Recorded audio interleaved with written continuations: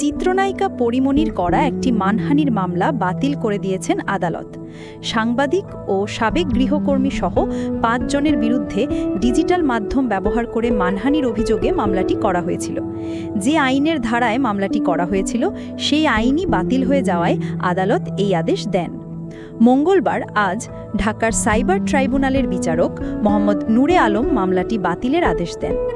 আদালত সূত্রে জানা গেছে, মামলাটি সাইবার নিরাপত্তা আইনের অধীনে করা হয়েছিল, তবে সম্প্রতি সরকার আইনটি বাতিল করে সাইবার সুরক্ষা অধ্যাদেশ জারি করেছে।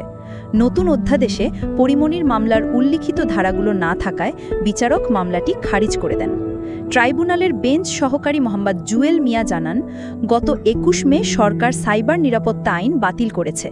পরিমণি এই আইনের ২৮ ও ৩১ ধারায় মামলা করেছিলেন। নতুন অধ্যাদেশে এই ধারা দুটি না থাকায় আদালত মামলাটি বাতিলের আদেশ দিয়েছেন। এর আগে গত ২৩ এপ্রিল পরিমণি ঢাকার সাইবার ট্রাইব্যুনালে তার সাবেক গৃহকর্মী পিঙ্কি আক্তার এবং ৪টি অনলাইন নিউজ পোর্টালের বিরুদ্ধে মামলাটি করেন।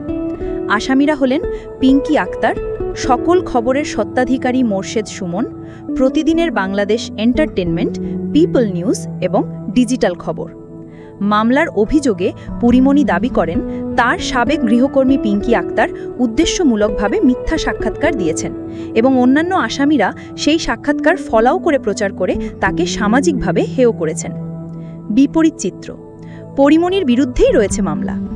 ঘটনার অন্যদিকে পরিমণি মামলা করার একদিন আগেই অর্থাৎ ২২ এপ্রিল তার বিরুদ্ধে পাল্টা মামলা করেছিলেন গৃহকর্মী পিঙ্কি আক্তার। সেই মামলায় পরিমণি এবং তার ফ্ল্যাটে বসবাসকারী সৌরভ নামে এক ব্যক্তিকে আসামি করা হয়। আদালত পিঙ্কি আক্তারের অভিযোগ তদন্তের জন্য পুলিশ ব্যুরো অফ ইনভেস্টিগেশনকে নির্দেশ দিয়েছেন।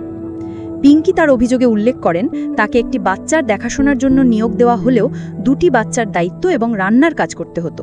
তিনি আরও অভিযোগ করেন, গত ২ এপ্রিল পরিমণি মাদক গ্রহণ করে এসে তাকে অকথ্য ভাষায় গালিগালাজ করেন এবং শিশুর খাবার তৈরি নিয়ে বিতর্কের জেরে তাকে এলোপাথারে চড় থাপ্পড় মারেন, যাতে তিনি এক পর্যায়ে অজ্ঞান হয়ে পড়েন।